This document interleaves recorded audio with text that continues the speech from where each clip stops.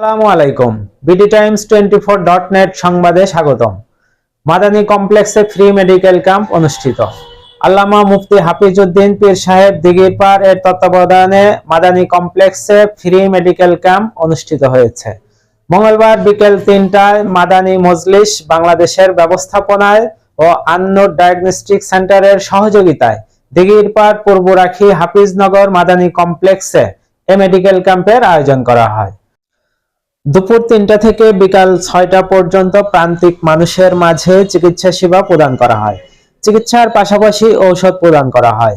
উক্ত মেডিকেল ক্যাম্পে চিকিৎসা প্রদান করেন ডাক্তার মোহাম্মদ শরীফ মিয়া। আয়োজকরা জানান, আল্লামা মুফতি হাফিজউদ্দিন পীর সাহেব এখানে প্রতি মাসে মানুষের রূহ বা কলবের চিকিৎসা দিয়ে থাকেন।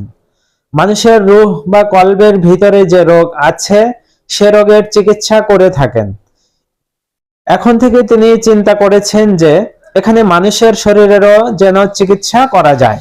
সেই চিন্তা থেকেই তিনি উদ্যোগ নিয়েছেন প্রতি মাসে যেন এখানে ফ্রি মেডিকেল ক্যাম্পের আয়োজন করে মানুষের সেবা করা যায়।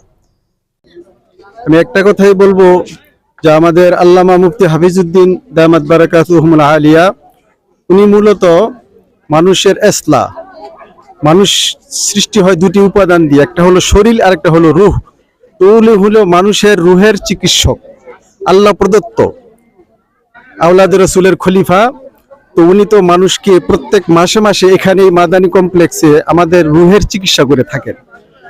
মানব জাতির ভিতরে কলবের ভিতরে বিভিন্ন রোগ আছে, সেগুলা চিকিৎসা করে থাকেন।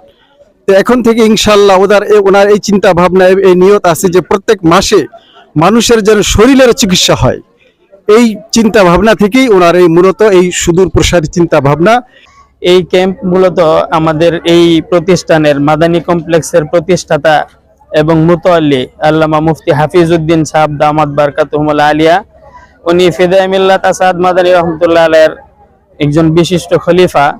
ওনার উদ্যোগে মানব সেবায় হযরত এই উদ্যোগ গ্রহণ করেছেন। এই এলাকা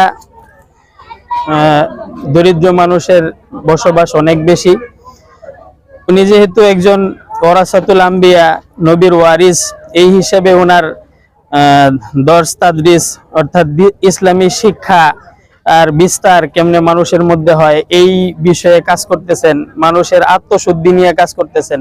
মানুষ আল্লাহ বলা মানুষ যেন আল্লাহর সাথে সম্পর্ক হয়ে যায়, এই জন্য উনি মেহনত করতেছেন। এখানে এই প্রতিষ্ঠানে প্রতি বছর